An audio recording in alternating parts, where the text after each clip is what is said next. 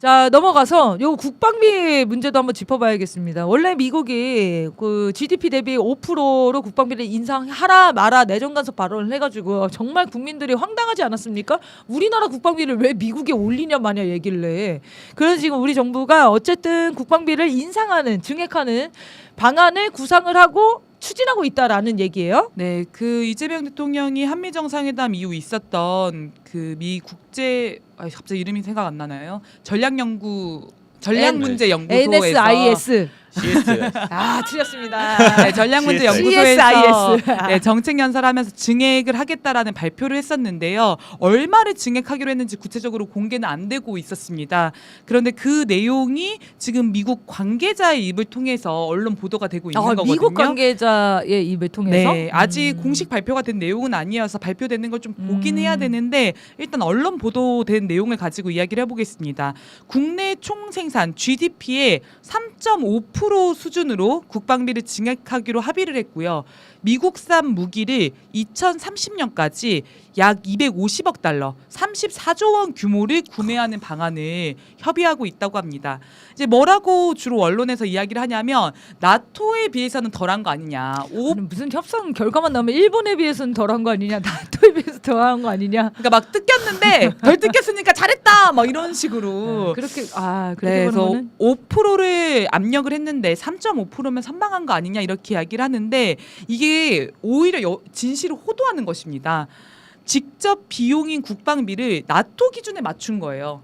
나토가 국방비 증액에 합의하면서 3.5%는 국방비 항목에 나머지 1.5%는 도로 항만 사이버 방위와 같은 분야에 이제 사용하기로 했습니다. 그래서 5%가 된 거거든요. 네. 그럼 3.5% 국방비 원래 요거 증액을 자체가 했다면 3.5%라는 거예요. 네, 그럼 나토의 국방비랑 그 기준이 맞는 거죠. 네. 네, 그래서 그래서 미국이 원하는 대로 들어준 거네요. 네, 이거는. 나토에 비해 덜했다 이렇게 볼 문제는 절대 아니고요. 예전에 그 관세 협상 이야기 나오면서 워싱턴 포스트를 통해서 미국이 요구하는 관세 그 초안이 나왔었습니다. 그때 주 요구 사항 중에서 국방비를 GDP 대비 2.6%에서 3.8%로 증액시킬 것을 요구했다는 얘기가 나왔었거든요. 네. 그럼 거의 근사치를 지금 맞춰 준 거다. 그럼 못해도 2.6으로 갔어야 되는 거 아니에요?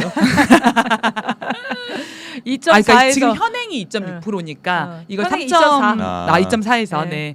그래서 이제 방위비 분담금을 100억 달러 이상으로 인상하라는 요구안도 당시에 있었는데 이것도 지금 이면에서 물밑에서 계속 이야기가 되고 있는 건 아닌지 굉장히 우려스럽고요.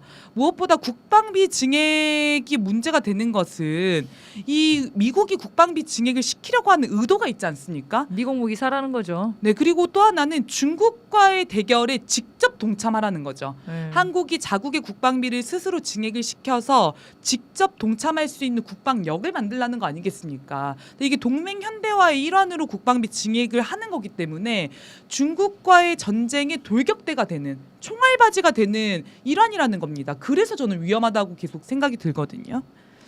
그래서 미국산 무기 문제도 지금 30조 원이면 어마어마합니다. 제가 자료 찾아보니까 문재인 정권 때 5년 동안 2조 정도로 이렇게 추산이 되더라고요.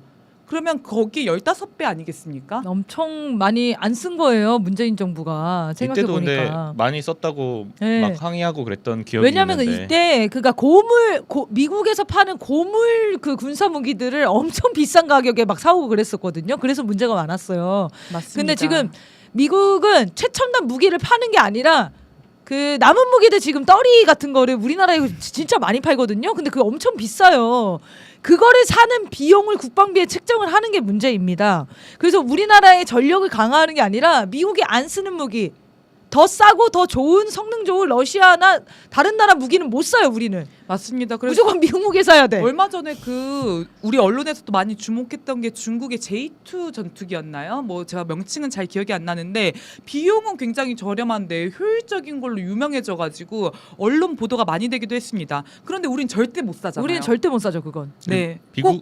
미국은 기술 이전 같은 것도 전혀 거의 안 해주는 거 아닌가요? 그런 문제들도 많죠. 맞습니다. 그래서 막대한 국방비를 미국 무기에 우리가 지출하고 있고 실제 전 세계에서 가장 많은 미국산 무기를 구매하는 나라인데 그 돈을 가지고 자주 국방을 하기 위해서 우리 무기 개발에 지원하면 일자리도 생기고 자주 국방력도 올라가고 좋은 거 아닙니까? 네. 근데 지금 수십 년 동안 그건 하지 못하고 미국산 무기를 일방적으로 사주는데 돈을 갖다 바치고 있다는 거예요. 네. 우리 국방력을 약화시키고 경제적으로도 문제를 야기시키고 있는 거죠. 네, 그런 전투기들을 사오는 게 국방력 강화의 핵심 과제가 아니죠. 우리나라가 자국 방위를 자체 힘으로 할 수 있는 역량과 계획을 따라서 투자를 해야 되는 건데 지금의 국방비 증액은 모두 다 미국 무기를 몇 개를 살 거냐 이런 게 전력의 대부분이라는 겁니다. 이게 이제 문제점이라는 거고. 네, 그리고 좀 우려되는 거는 이게 경제적 부담만이 아니라 안보적으로도 긴장을 높이는 신호를 읽힐 수밖에 없는데 지금 첨단 무기를 또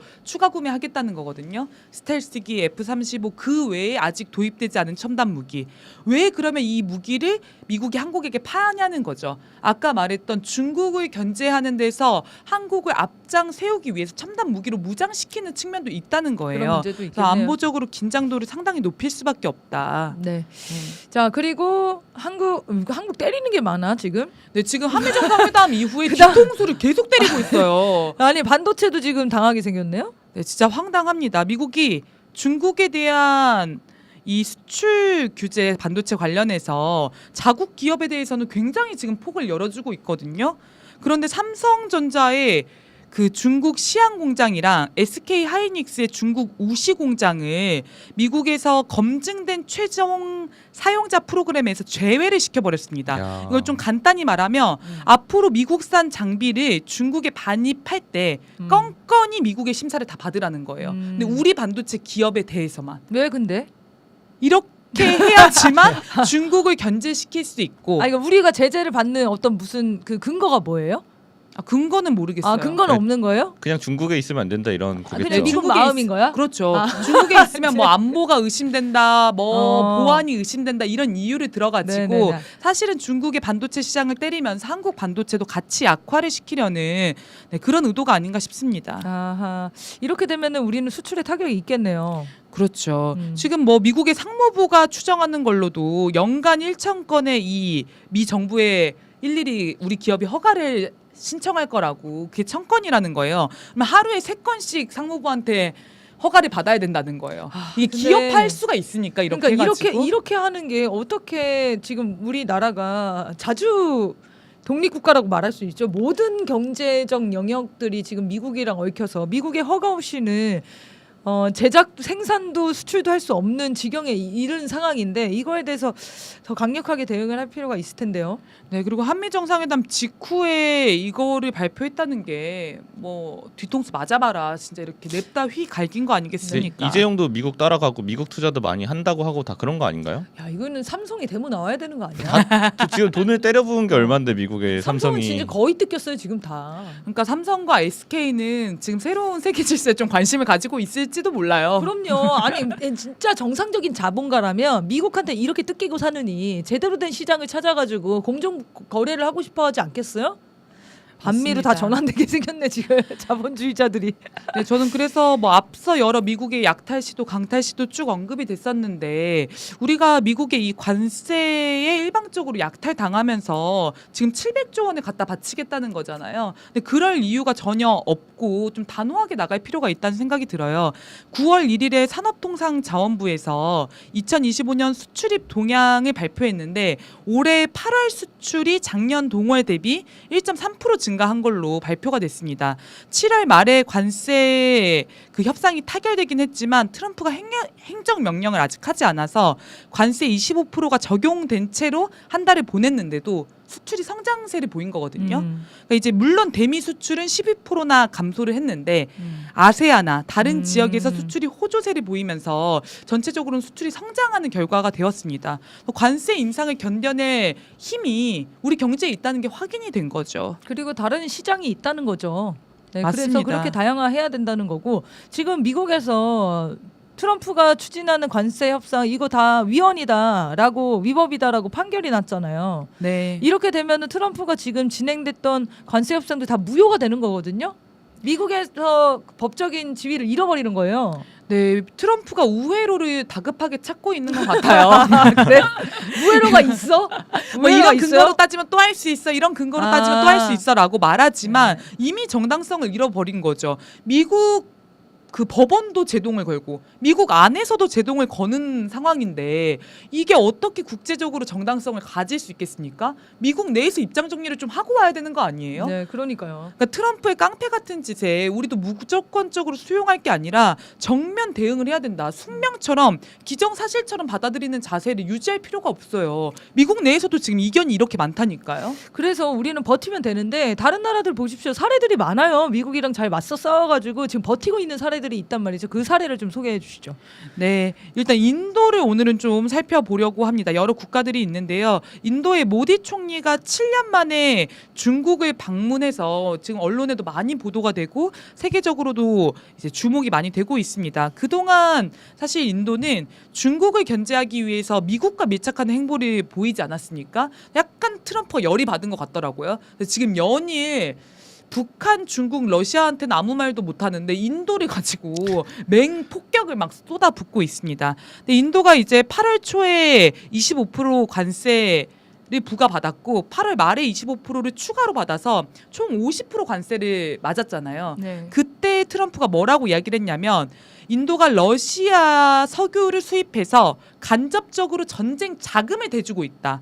그러니까 그걸 멈추지 않으면 관세 맞아야 돼. 이러면서 50%를 부과를 했습니다. 그러니까 이제 인도에서는 어처구니가 없는 거죠. 인도와 미국이 5차례나 협상을 하면서 이 관세 문제를 해결하려고 했는데 미국이 받아들이지 않았고 인도도 미국이 무리한 요구를 받아들이지 않았습니다. 그래서 이제 트럼프가 좀 다급해진 거예요. 인도가 생각보다 좀 버티니까. 세게 나오니까. 그래서 인도 총리한테 4차례나 통화를 막 걸었는데 모디 총리가 일부러 전화를 안 받았대요. 이제 받으면 이제 좀 센데? 네, 막 그거 하니까 그래서 전화를 안 받아가지고 트럼프는 또 열이 받을 대로 받은 거죠. 그 전화를 안 받는 동안 인도에서는 어떤 일이 있었냐면 일단 미국을 향해서 규탄의 목소리를 냅니다. 아니 미국도 러시아산 석유 수입했잖아. 유럽도 수입했잖아. 왜 인도 가지고만 뭐라고 해? 그리고 인도가 수입해가지고 국제 유가 안정했는데 고마워해야 되는 거 아니냐? 약간 이런 식으로 좀 세게 나가기 시작하고요. 또 모디 총리가 아예 입장 발표를 해서 관세로 인한 압박이 커질 수 있지만 우리는 견뎌낼 것이다. 그리고 현재 가장 시급한 과제는 강한 인도를 만들기 위한 결의를 다지는 것이다. 그 결의를 모아달라. 이렇게 호소를 합니다. 이게 진짜 국민들 힘을 믿고 싸우는 방법인데요. 제가 어제 뉴스에서 봤는데 인도 사람들이 지금 트럼프 인형에다 불 지르고 난리가 아, 났더라고요. 역시 불 질러야 돼. 지금 전 세계에서 트럼프 반대 시위, 규탄 시위가 막 급물살을 타고 있습니다. 아, 인도 사람들 잘하는데요. 네, 그래서 모디 총리가 지금 뭘 또 요구를 했냐면 상인들에게 스와데시라는 인도산 제품이라는 뜻이래요. 이 표지판을 걸어달라고 호소를 했다고 합니다. 근데 그 스와데시가 예전에 영국 식민지배 받았던 때에 그 간디가 영국에 맞서서 했던 상징적인 저항 운동이래요. 그러니까 지금 미국의 이런 난폭한 관세 약탈을 영국이 식민지배랑 연결 지어가지고 저항하자 뭐 이렇게 나선 거죠. 외교부 장관 같은 경우에도 우리가 이거를 헤쳐나갈 수 있다. 뭐 이런 이야기를 계속 강조해서 하고 있고요. 우리나라 조현 외교부 장관이면 그러면 안 된다고 할 것 같아 정부한테. 이재명 정부랑 다른 이야기를 미국 언론과 미국이랑 더 잘 하겠죠. 지내셔야 되는데. 그래서 이재명 정부한테 정치적 부담을 주고 수습하게 하겠죠. 그러니까요. 근데 이제 인도 총리도 이렇게 나가고 있는데 인도 야당도 더 강력한 대응을 주문하고 있다고 해요. 야. 트럼프가 인도 상품에 50% 관세 부과했다면 우리는 100% 보복 관세로 맞서자. 잘한다. 우리가 약한 나라냐? 아. 인도가 인구 14억을 가진 나라다. 그래. 14억은 적은 숫자가 아니다. 인도가 몇 년 된 나라입니까? 미국한테 질 수 있겠어요? 막 응원해 막 응원해. 그러니까 그 나라마다 미국과의 관계에서 협상에서 유리한 측면이 다 카드들이 있지 있는 거죠. 않습니까? 네. 네, 그 카드를 적극 활용하는 거죠. 그러니까 우리도 사실 이런 자세로 협상과 회담에 임하는 게 좋지 않은가 이런 생각이 듭니다. 우리는 근데 경제적 카드가 없다라는 생각이 있잖아요. 그러니까 미국이 없이는 자체적으로 경제적으로 어떤 우세한 그런 것들이 없다라고 생각하잖아요. 왜냐면 인도는 뭐 자원도 있고 뭐 이런 나라들은 싸울 수 있다고 생각하는데 왜 없습니까? 우리는 남북을 연결할 수 있는 통로라든지 그리고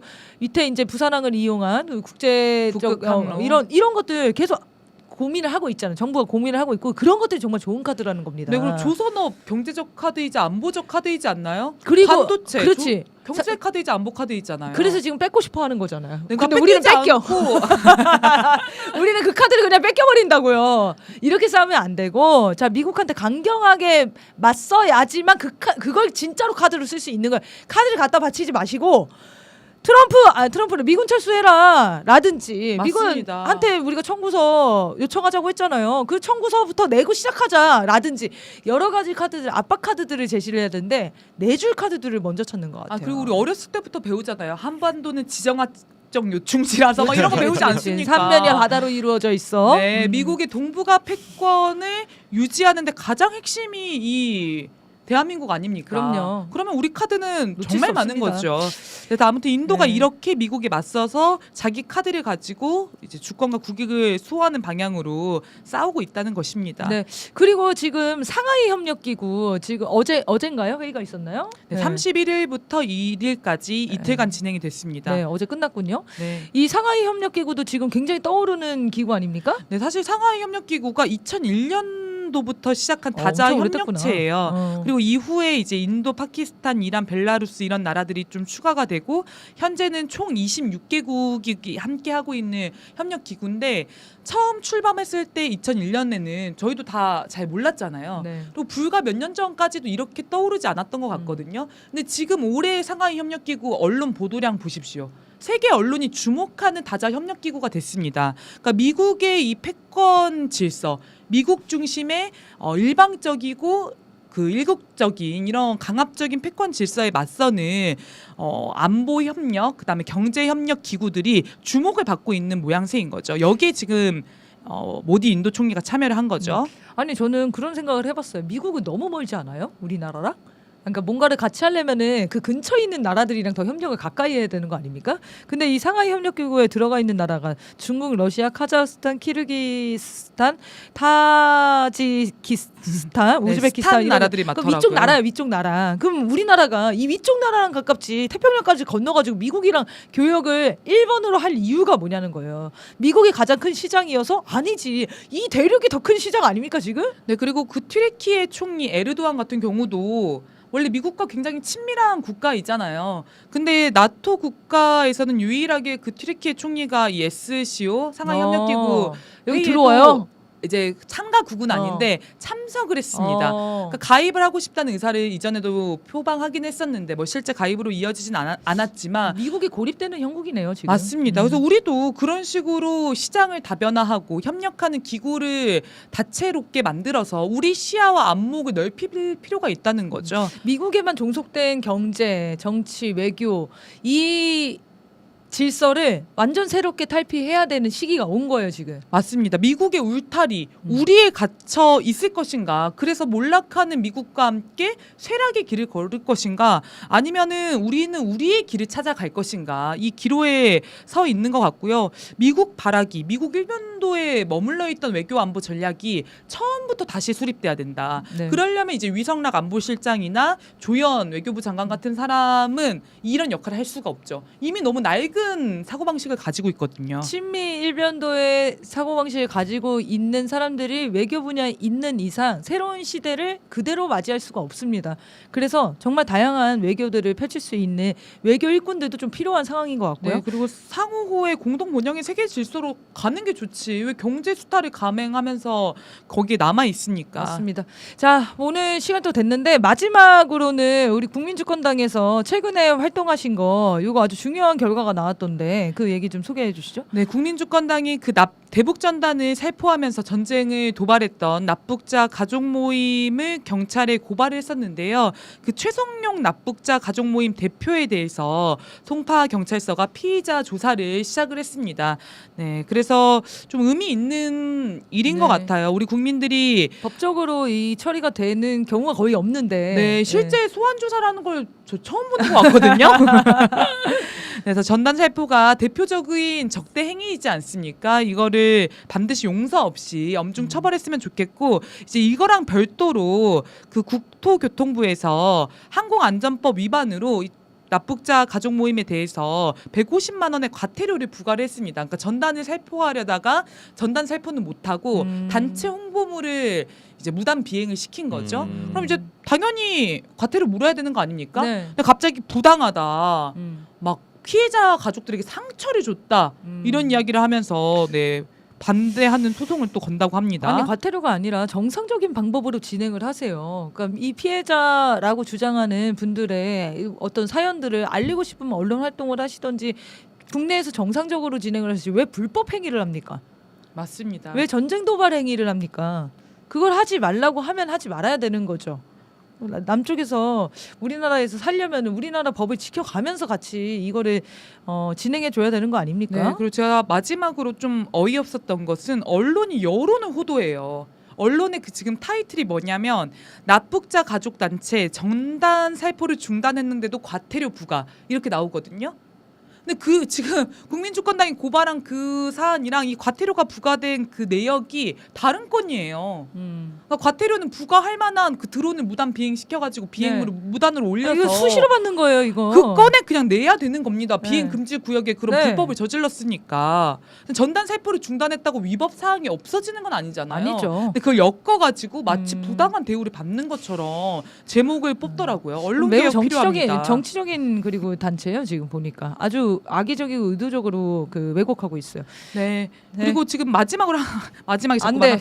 납북자 가족 현황. 안 돼. 이 얘기만 할게요. 알았어요. 수협 건물에 지금 사무실 두고 이거 있어가지고 너무 이상하더라고요. 저희가 막 수협 찾아가가지고 도대체 뭐냐 막 밝혀라 이렇게 하지 않았습니까? 근데 오늘 아침에 그 봉지욱 기자가 김진성 테러범 그 차량 이동을 도와준 사람이 벤츠 세계로 끌고 다니는. 교인에다가 수협 직원이라는 거예요. 수협에 뭐가 도대체 있네. 수협이 뭐냐 지금. 네, 수협에 뭐가 있어.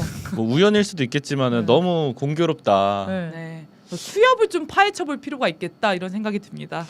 수협의 HID 요원이나 이런 네. 사람들을 가짜로 직원 등록을 해놓고 신분을 위조했을 수도 있겠어요. 그럴 가능성이 있는 것 같아요. 왜냐하면 이 김진성 테러범이 HID의 가능성도 계속 제기가 되는 거고 납북자 가족 모임이 하는 것도 실제 전쟁 그렇죠, 그런 도발 거죠. 행위랑 좀 네. 이다 보니까 연결고리가 있는 네, 거잖아요. 이거 뭐 하나로 지휘하는 게 있는 것 같습니다. 네. 자, 앞으로 요거는 조금 더 한번 파보죠.